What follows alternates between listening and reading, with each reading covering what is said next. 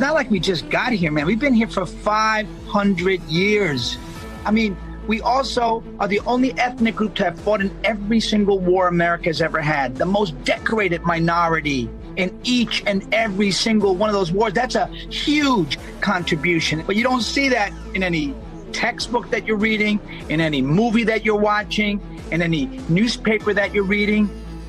So how do you give yourself a sense of self-worth? I didn't even see myself in comic books. You know, I didn't see myself as a superhero.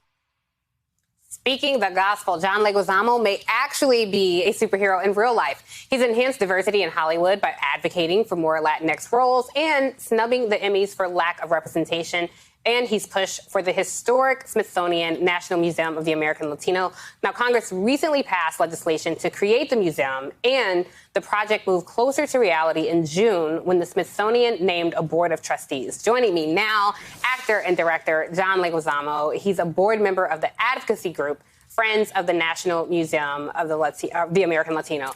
John Leguizamo, I'm so thrilled to have you on the show. And I remember how excited I was when the Blacksonian, as I call it, opened, the National Museum of African American History and Culture. And I'm so excited for the Latino community and all of America really to experience the same thing. I'm just curious why you're so passionate about it and what excites you the most about seeing this come to fruition. Well, I'm so glad that you have me on your show. I'm a big fan. And I've been to the Museum of the Afro-American, and it's incredible. You need 4 days for that masterpiece.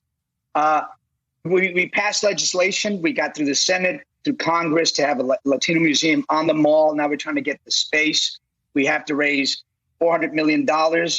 And it's so important to me because as a child, I didn't have Latin heroes. We've been erased from history, and we made America. And without us, there would be no America. I mean, we're the oldest ethnic group in America. This myth that we just got here is BS. Before that, we were greatest empires, Aztec, Inca, Maya. Parts of America were Latino only 100 years ago. California, Arizona, Nevada, New Mexico, Texas. But they erased our history. They erased our contributions. We fought in every single war America's ever had. We're the most decorated minority in each of those wars. The American Revolution, Juan de Marías raised $2 million from Cuba and Mexico and Spain to fund the American Revolution for George Washington.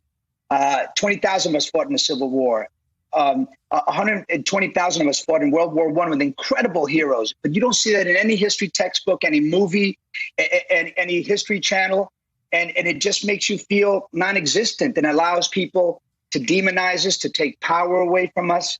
And also, we've experienced great oppression. 6,000 of us were lynched, shot, and burned alive from 1830 to 1930. We're the only ethnic group that were American citizens and deported. Millions of us took away our property and our power and our money.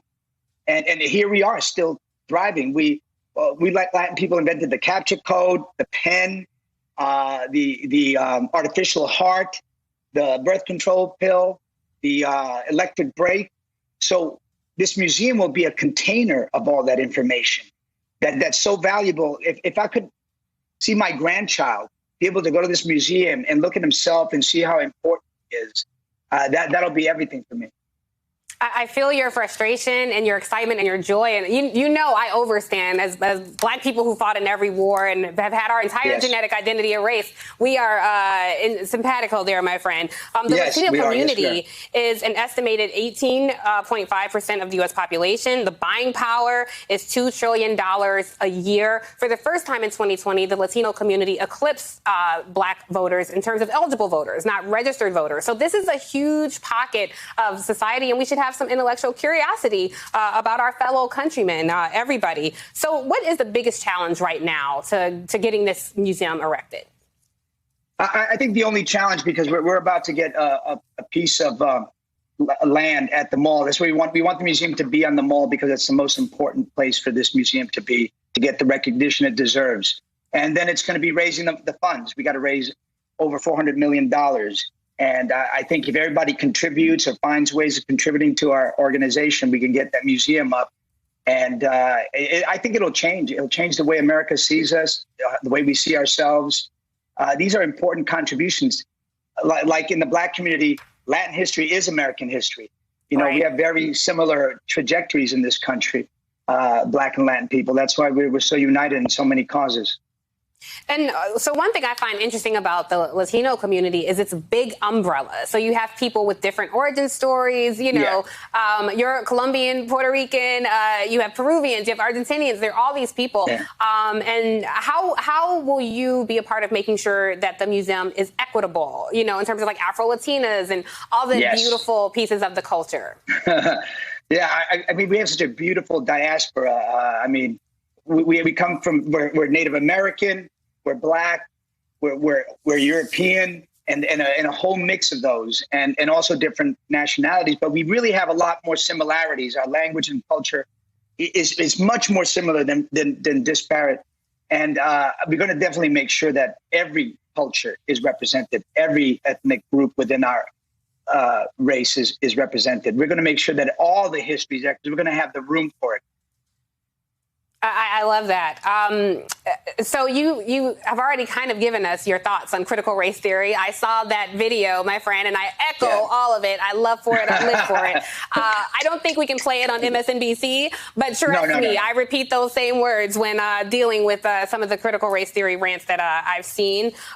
Before I let you go, really quickly, we're way over time, but I have to get your thoughts on the Emmys. I know you have boycotted before. It was a diverse slate of Emmy nominees. I'm just curious your thoughts. Yeah, I mean, I'm so happy for everybody who's getting a chance, especially the Black community that's been underserved and underrepresented in the Emmys and Oscars and Asian groups. But we Latino people keep being excluded. We're not underrepresented. We're excluded. Right. When we're 50% of the population of Los Angeles and less than 1% of the stories being told in Hollywood and in streamers and networks, that's cultural apartheid.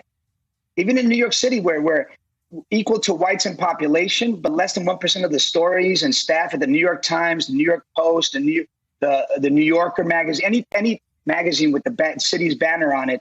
I mean, it's cultural apartheid. It's unacceptable that we're 20% of the population, almost 20%, and less than 4% of the faces in front of the camera.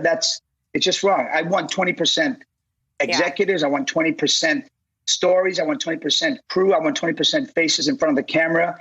I want 20% of the children's picture books, because we're the largest ethnic group in public schools and the least represented ethnic group in children's picture books.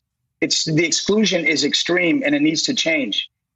It's extreme and insulting. And on this show, my friend, we will continue to uplift that issue because it's ridiculous how the Latino community is excluded in Hollywood. And we've got to stop centering whiteness in all facets of society because we are the rising majority of this country. So thank you, Benny Blanco from the Bronx. I know you get tired of hearing that, but that's how so many people know you. I love it. I love it.